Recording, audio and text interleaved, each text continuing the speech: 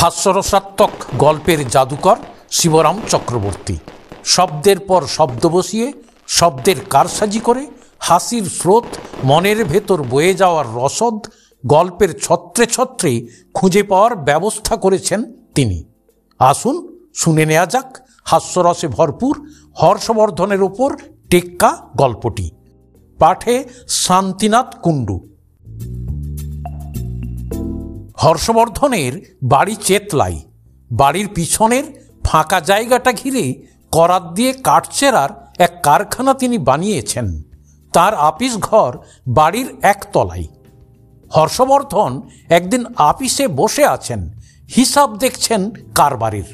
এমন সময়ে একটা লোক তার দরবারে এসে দাঁড়ালো।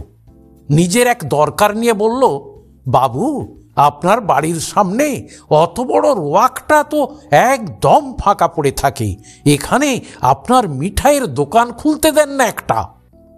কিসের মিঠাই? হর্ষবর্ধন সুধন।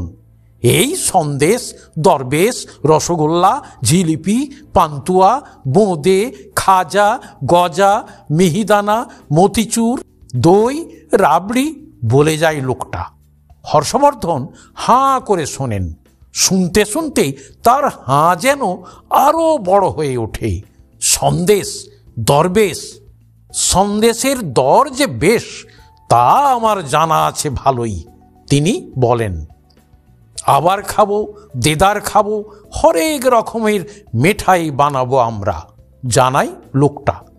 আবার খাবো, আমরা দেদার খেয়েছি, ঘাড় নাড়েন হর্ষবর্ধন ভীমনাগের দোকানের। আবার খাবেন এখানে? আবার খাবোর পরে আরও আছে, দেদার খাবো, আমাদের নিজেদের বানানো আনকরা নিজস্ব পেটেন্ট। লোকটি প্রকাশ করে, দেদার খেতে হবে, এমনি খাসা মিঠাই মশাই। বাহ বাহ, সে তো খুব ভালো বলে হর্ষবর্ধনের খটকা লাগে। প্রত্যেক খাবারটাই তো পেটেন্ট, পেটে দেবার জন্যেই তো সব, তাই নাকি? তাহলে হর্ষবর্ধনের উৎসাহ দেখে উৎসাহিত হয়ে লোকটি বলে, পেটেন্ট মানে পেটে না দিয়ে রক্ষে নেই।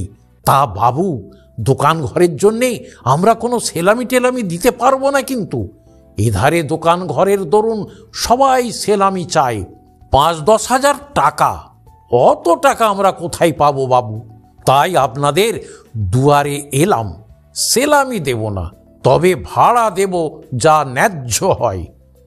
আর সেলামির বদলি আপনাকে সন্দেশ রোজ রোজ, তার কোনো দাম লাগবে না আপনার। তোমাকে কোনো ভাড়াও দিতে হবে না তাহলে। হর্ষবর্ধন সঙ্গে সঙ্গে তার আর্জি মঞ্জুর করেন। আমার রোয়াক তো ফাঁকাই পড়ে আছে অমনি, তোমার কাজে যদি লেগে যায় তো মন্দ কি? কাঠের তক্তা দিয়ে ঘিরে ঘরের মতন করে দোকান বানিয়ে নেব আমরা নিজের খরচায়। আর সেই দোকান ঘরে আমি আর আমার ছেলে মাথা গুঁজে পড়ে থাকব। আমি আর ছোটকু দুজন তো লোক মোট আমরা। আমার বাড়ির পিছনের কাঠের কারখানায় তুমি তক্তাও পাবে, যত চাও এন্তার নাও আর বানাও তোমার দোকান। তক্তারও কোনো দাম দিতে হবে না তোমাকে। ব্যাস, বসে গেল মিঠাইয়ের দোকান।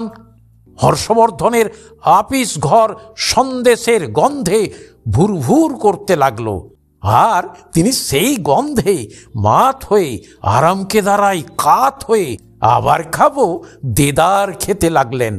দেদার খাবো খেলেন আবার আবার। অসন্তোষ প্রকাশ করল গোবর্ধন। দাদা, তুমি এসব কি বাধালে বলো তো দেখি? কেন, কি বাধালাম? শুধালেন দাদা। এই রোয়াক জোড়া মিঠাইয়ের কারবার, পেছনে তো কাঠের কারখানা বাঁধিয়েছেই, এবার সামনেও একটা কাণ্ড বাঁধাও। কাণ্ড কারখানা কোনোটারই তুমি রাখলে না। কাণ্ড না বলে প্রকাণ্ড বল।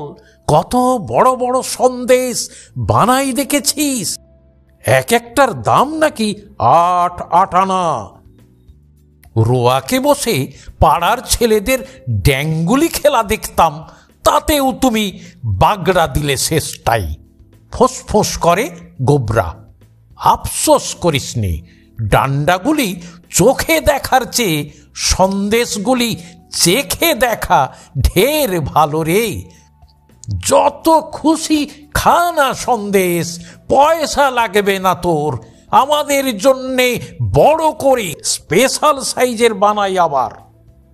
খাবো কেন অমনি, খেতে যাব কেন? আমাদের কি কিনে খাবার পয়সা নেই নাকি? আমরা কি গরিব? পরের মিষ্টি খাবো কেন অমনি অমনি? মিষ্টি তো পরের থেকেই খেতে হয় রে বোকা। যে মিষ্টি বল না, পরের পেলে পরের খেলে মিষ্টি লাগে, আরও যদি তা অমনি মেলে আবার। দেখিস না খেয়ে তুই একদিন। তা যদি না হবে তো বড় লোকেরা নেমন্তন্ন বাড়ি গিয়ে গন্ডে পিণ্ডে গিলে আসে কেন বলতো? তাদের কি পয়সার অভাব? বাড়িতে কি খেতে পায় না নাকি? অমনি অমনি পরের মিষ্টি খাবো তাই বলে? দাদা, তুমি চেতলায় এসে ভারী হিংচেতা হয়ে পড়ছো দেখছি। অমনি কিসের? ভাড়ার বদলি তো। দাদা জানান, ওইটুকুন রোয়াকের ভাড়া হতো নাকি মাসে 300 টাকা, আর সেলামি অন্তত 3000। লোকটাই বলেছে আমায়। তার বদলেই দিচ্ছে তো। ওই যে ভাঁড় ভাঁড় সন্দেশ দেয়, আসলে তা হচ্ছে দোকানের বদলে ওর সন্দেশের ভাড়া। এমন সময় দোকানদার প্রকাণ্ড এক রেকাব ভর্তি সন্দেশ এনে দুজনের সামনে রাখল। আমার একটা আর্জি ছিল কর্তা। হর্ষবর্ধন একটা সন্দেশ মুখে পুরে দিয়ে কান খাড়া করলেন। শুনি তোমার আর্জি। আমার ভাইঝির বিয়ে, দিন দুয়ের জন্যে দেশে যেতে হবে। কাছে পিঠেই এই হাওড়াতেই বিয়ে, বেশি দূর না। আমার ছেলে আর আমি দুজনাই যাব।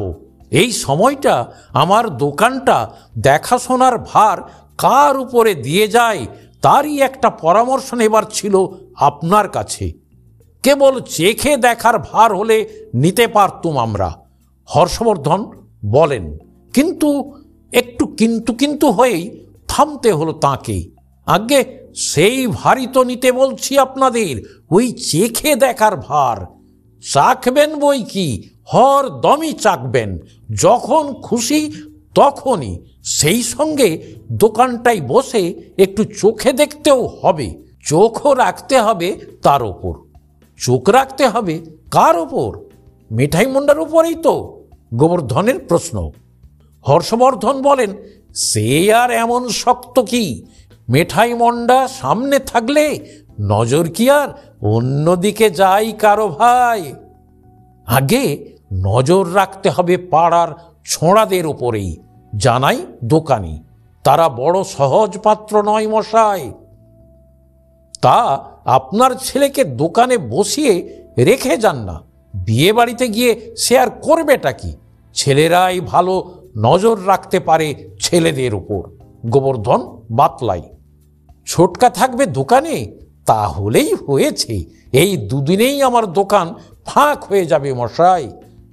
সেই জন্যেই তো আরও ওকে এখানে না রেখে সঙ্গে নিয়ে যাচ্ছি। ওর যা এক একজন বন্ধু আছে জানেন, দেখতেন যদি, ঘোতকা, হোতকা, কোতকা, কি সব নাম যেন, কিন্তু এক একটি চিজ ভারী ইতর তারা। ও তাদের লুকিয়ে লুকিয়ে সন্দেশ খাওয়ায় রোজ। ছোটকা বাবার পাশে দাঁড়িয়ে দাঁড়িয়ে শুনছিল সব, প্রতিবাদ করতে যায়, কিন্তু বাধা পায় হর্ষবর্ধনের কথায়। তাই ইতর লোকেদের জন্যই তো মেঠাই মন্ডা মশাই। শাস্ত্রে তো বলেই দিয়েছে, মিষ্টান্ন মিতরে জনা, অর্থাৎ কিনা মিষ্টান্নম ইতরে জনা। ছেলেটি বলে ওঠে, মোটেই তারা ইতর নয় বাবু, তারা আমার বন্ধু সব। শোনো বাবা, বাবুর মুখেই শোনো, তোমার শাস্ত্রে কি বলছে শোনো ওর মুখে।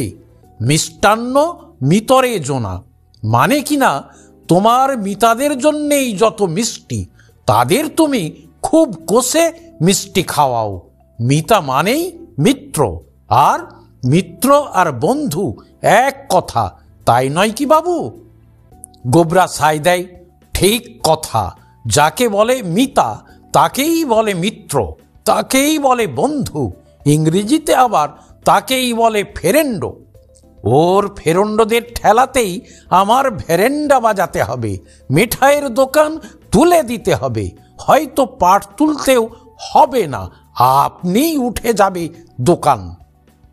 ছোটকাকে ভুলিয়ে ভালিয়ে ওর ঘাড় ভেঙে বজ্জাতগুলো রোজ রোজ যা রসগোল্লা পান্তুয়া সাবাড় করে যায়, কি বলবো বাবু। তা বেশ তো, দুদিনের জন্যেই যাচ্ছেন তো? গোবর্ধনের বুঝি সহানুভূতি জাগে। এই দুদিন না হয় আমিই দেখব আপনার দোকান। এমন আর কি শক্ত কাজ? রসগোল্লার দাম 2 আনা, সন্দেশের দাম ওই, পান্তুয়ার দাম ওই, নগদ দাম নিয়ে বেচতে হবে, এই তো ব্যাপার। তা এ আর এমন শক্ত কি? সেই সঙ্গে আবার একটু নজরও রাখতে হবে যে, মনে করিয়ে দেয় মেঠাইওয়ালা। ওই 3 জনের ওপরেই তো। কি বললেন? হোতকা, ঘোতকা আর কোতকা, তাই না? অবশ্যই আমি চিনি না তাদের কাউকে, তবে নামেই বেশ মালুম হচ্ছে। হোতকা চেহারার কেউ এলে তাকে আর ঘেঁষতে দেব না দোকানে, সেইটাই হোতকা হবে নিশ্চয়ই। আর ঘোতকা নিশ্চয়ই ঘোত ঘোত করতে করতে আসবে, নইলে আর নাম ওরকমটা হলো কেন? ওর আওয়াজেই টের পাওয়া যাবে। আর কোতকা যদি আমার ত্রিসীমানায় আসে, আমাকে ঠকানোর চেষ্টা করে যদি, এইসা এক কোতকা লাগাবো ওকে যে নিজের নাম ভুলে যাবে বাছাধন। ব্যাস, তাহলেই হবে। হাসি খুশির প্রচ্ছদ হয়ে উঠল দোকানদার। কাল দুপুরের গাড়িতে যাচ্ছি আমরা, আপনি দুপুর থেকেই বসবেন তাহলে। কাল আর পরশুটা কেবল, তারপর দিন ভোরেই আমরা ফিরে আসছি। কিন্তু কিন্তু এবার গোবরা একটু কিন্তু কিন্তু করে। দেখুন, মেঠাই খেতে জানি, বেচতেও পারি হয়তো, কিন্তু বানাতে জানি না যে, সেটার কি হবে? 2 দিনের মতন সন্দেশ, রসগোল্লা আর পান্তুয়া বানিয়ে রেখে গেলাম। 1 কড়াই পান্তুয়া, 1 হাঁড়ি রসগোল্লা আর 1 খোরা সন্দেশ। বেশ বেশ, তাহলেই হলো। আমার কাজ তো এই 2 দিন চোখে দেখা কেবল, তা আমি পারবো খুব। তবে আমার চেখে দেখাটা তেমন হবে না হয়তো। দাদার মতন আমার তেমন হজম শক্তি নেই তো বাপু। তাহলে দয়া করে আপনিই বসবেন বাবু, অনুনয় করল দোকানদার। হয়তোবা হর্ষবর্ধনের প্রতি একটু কটাক্ষ করেই মনে হয়। পরদিন দুপুরে দোকানে বসেছে গোবর্ধন। খদ্দেরের তেমন ভিড় থাকে না দুপুর বেলাটায়, বেচা কেনার হাঙ্গামা কম। মাঝে মাঝে অবশ্যই 2-1 জন আসছিল বটে, একটা জিলিপি কি একটু বোঁদে কিনতে 2-4 পয়সার। কিন্তু 2 আনার নিচেই কোনো খাবার তৈরি নেই জেনে ফিরে যাচ্ছিল আবার। খানিক বাদে একটা ছেলে এসে দাঁড়ালো দোকানের সামনে। গোবর্ধনকে সেখানে বসে থাকতে দেখে ছেলেটি যেন একটু থতমত খেয়েছে বলে মনে হলো গোবরার। কি চাই হে তোমার? তাকে জিজ্ঞেস করেছে সে। পান্তুয়া খেতে এলাম, সোজা বলল ছেলেটা। পান্তুয়া খেতে এলে তার মানে? পান্তুয়া খাই যে, রোজই খাই তো, ছেলেটি জানাই। রোজই খাও বটে? তোমার নাম কি হোতকা নাকি গো? কেন হোতকা হতে যাবে কেন? পান্তুয়া খেলে কি কেউ হোতকা হয় নাকি? ছেলেটি যেন অবাক হয় একটু। না, তা কেন হবে, এমনি শুধোচ্ছিলাম, জানাই গোবরা। হোতকা কথিত ছেলেটির তবুও যেন আপত্তির কারণ যায় না। হোতকাপোনাটা কোথায় দেখলেন শুনি? তা বটে, ফড়িংয়ের মতোই টিংটিঙে হোতকা তোমাকে বলা যায় না বটে, তবে কি তুমি কোতকা? রাম, কোতকা আমার 14 পুরুষের কেউ নয়। তবে তোমার নামটা কি জানতে পারি একবার? আমার নাম মশা, বুঝলেন মশাই? মশা? অদ্ভুত নাম তো। গোবর্ধন অবাক হয়। এরকম তো কখনো শুনিনি ভাই। তা এমন নাম হবার কারণ? শুনেছি আমি নাকি ছোটবেলায় মশার মতন পিনপিনে করে কাঁদতাম, তাই আমার ওই নাম হয়েছে। তা হতে পারে। গোবর্ধন ঘাড় নাড়ে। তা পান্তুয়া খাবে যে, পয়সা এনেছ সঙ্গে? পয়সা কিসের, আমি তো অমনি খাই, রোজ রোজই খেয়ে থাকি। না, অমনি খাওয়া চলবে না বাপু, পয়সা দিতে হবে, দাম লাগবে তোমার খাওয়ার। বারে, মালিকের ছেলের সঙ্গে ভাব আছে, পয়সা লাগে না আমার। সুধন না দোকানের মালিককে? মালিক নেই, সে হাওড়া গেছে তার ভাইঝির বিয়েই। মালিক হাওয়া হয়ে গেছে? কি বললেন?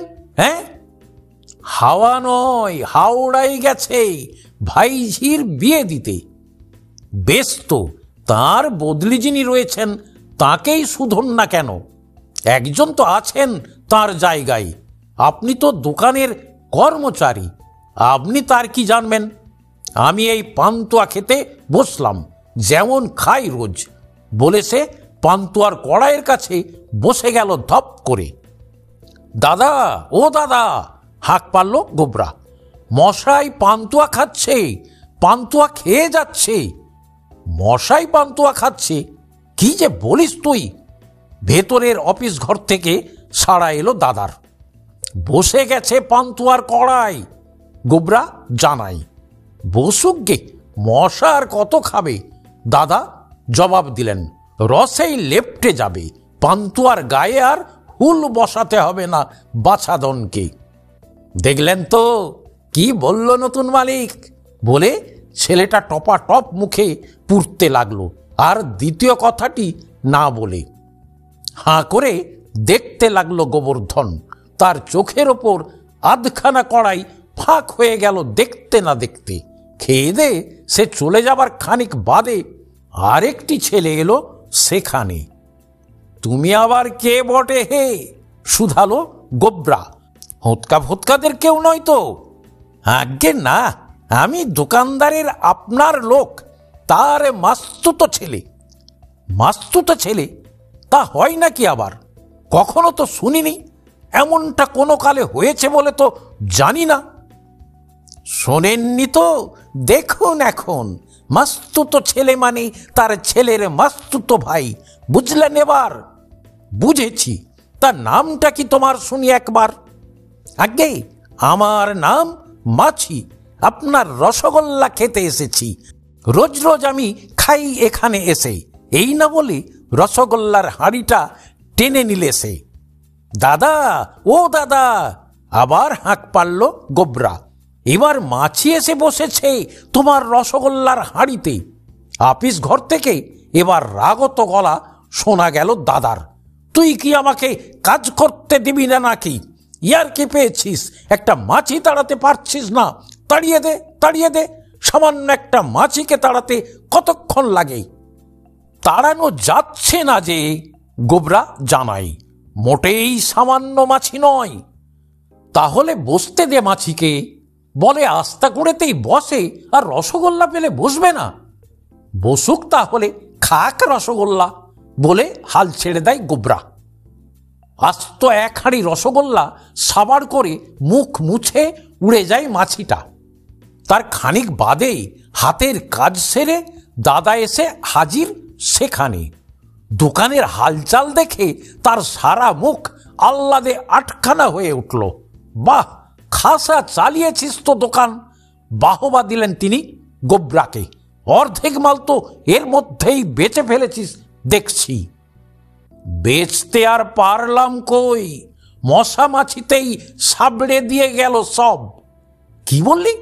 মশা মাছিতে সাবাড় করে দিয়ে গেল খাবার? বলছিস কি রে? তবে আর বলছিলাম কি, এতক্ষণ হেঁকে হেঁকে তোমায়। তা তুমি তো কানই দিলে না, গেরাজ্যেই করলে না আমার কথা। উড়ন্ত মাছি, উড়ন্ত মশা? মোটেই উড়ন্ত নয় দাদা, রীতিমতন দুরন্ত। দুরন্ত মশা, দুরন্ত মাছি, দু পেয়ে সব। মশা মাছিদের পাল্লাই পড়ে একেবারে লেজে গোবরে হয়ে গেছিস দেখছি। হর্ষবর্ধন বলেন, এরাই সেই হোঁতকা কোঁতকার দল তো, বুঝলি রে? দাঁড়া, এবার আমি বসছি দোকানে। অর্ধেক খেয়ে গেলেও অর্ধেক পড়ে আছে এখনো। নগদ দামে এটা বেচতে পারলেও লাভ না হোক, দোকানের লোকসানটা বাঁচবে অন্তত। গোবর্ধন উঠে দাঁড়ালো। হর্ষবর্ধন বসলেন পাটিতে। একটি ছেলে এসে পান্তুয়া চাইল এবার। গোবর্ধন বলল, ওই দাদা, আবার একজন এসেছে, ওদের জাত গোষ্ঠী নিশ্চয়ই। তুমি কি পিঁপড়ে নাকি হে? জিজ্ঞেস করেন দাদা। পিঁপড়ে মানে পিপিলিকা। সাধু ভাষায় কথাটা আরো পরিষ্কার করেন তিনি। মানে এখানকার বেশিরভাগ লোকই তো মশক, মক্ষিকা আর পিপিলিকা। বেশিরভাগ লোকই পিপিলিকা?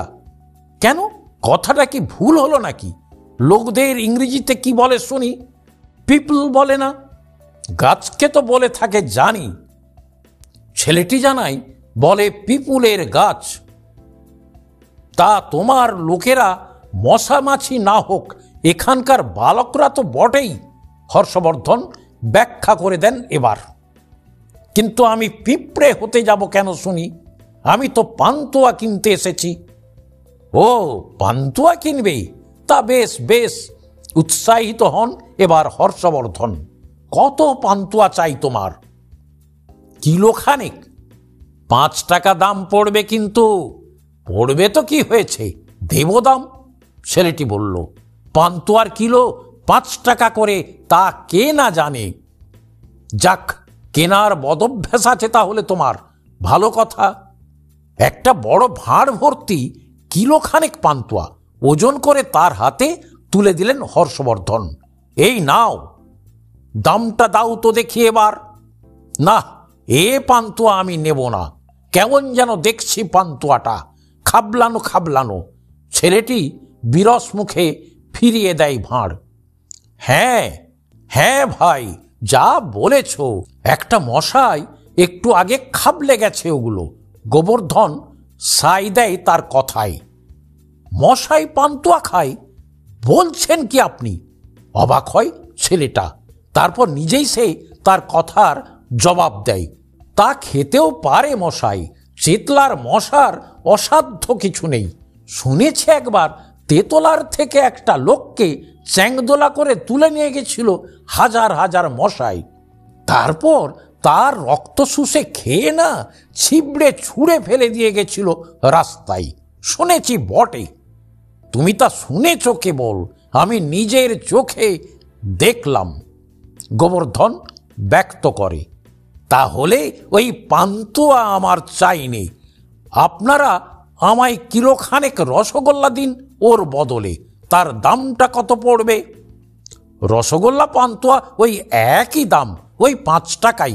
2 আনা করে পিস যখন, দুটোরই। রসগোল্লাটা আবার মাছি বসা নয় তো মশাই। ধরেছ ঠিক, বলল গোবরা। মাছি বসাই বটে। আপনারা মাছি বসানো রসগোল্লা দিচ্ছেন আমাকে?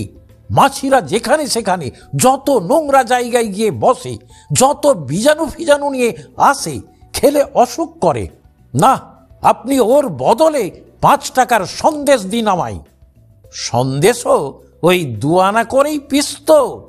হ্যাঁ, বলে ঘাড় নেড়ে হর্ষবর্ধন তাকে খোরার থেকে চুবড়ি ভরে সন্দেশ সাজিয়ে দেন। সন্দেশের চুবড়ি নিয়ে ছেলেটি চলে যেতে উদ্যত হয়। ওহে, দামটা দিয়ে গেলে না, বাধা দেয় হর্ষবর্ধন। আসল কাজই ভুলে যাচ্ছ যে। কিসের দাম? চুবড়ি হাতে ফিরে দাঁড়ালো ছেলেটা। সন্দেশের দামটা। সন্দেশের দাম দিতে যাব কেন? সন্দেশ তো আমি রসগোল্লার বদলে নিলাম। বেশ, রসগোল্লার দামটাই দাও তাহলে। রসগোল্লা তো আমি পান্তুয়ার বদলেই নিয়েছি। আহা, পান্তুয়ার দামটাই দাও না গো। পান্তুয়ার দাম দিতে হবে কেন শুনি? ছেলেটি ভারী বিরক্ত হয় এবার। পান্তুয়া আমি নিলাম কখন? ও তো আমি নিইনি। যা নিলাম না তার আবার দাম দেব কেন? যা নিইনি তারও দাম দিতে হয় নাকি? ছেলেটি চলে যায় দেখে হর্ষবর্ধন তাকে ফিরে ডাক দেন আবার, ওহে শোনো শোনো, দাম চাচ্ছি নে, একটা কথা কেবল জানতে চাইছি, একটু আগে যারা মশা মাছির ছদ্মবেশে এসে খেয়ে গেছে তাদের নাম কি ঘোতকা আর আর ঘোতকা? ধরেছেন ঠিক। ছেলেটি ফিক করে হেসে ফেলে। আর তোমার নামটা? আর আমি হচ্ছি কোতকা। যেতে যেতে চুবড়ির থেকে সন্দেশ খেতে খেতে বলে যায় ছেলেটা, কোত কোত করে গিলতে গিলতে চলে যায়। হর্ষবর্ধন হতবাক হয়ে থাকেন। গেছে গেছে, তার জন্য মন খারাপ করো না দাদা। গোবর্ধন সান্ত্বনা দেয় দাদাকে, তোমাকে তো আমার মতন তেমন লেজে গোবরে হতে হয়নি। তাহলেও বলতে হয় দাদা, তোমার এই কোঁতকাটায় ভারী জবর হয়েছে, তাই না দাদা? নিজের লেজের গোবরটাই যেন দাদার মুখের ওপর ভালো করে লেপে দেয় গোবরা। কোঁতকা দিয়ে গেল বলছিস কি রে? কোঁতকার উপর আরো কোঁতকা লাগিয়ে গেল আমায়, হাহুতাশ করেন দাদা। আধ খোরা সরের সন্দেশ নিয়ে গেল ছোঁড়াটা, আমার আমার একবেলার খোরাক। এখানেই শেষ হলো। কেমন লেগেছে জানাবেন, লাইক করতে ভুলবেন না। ধন্যবাদ।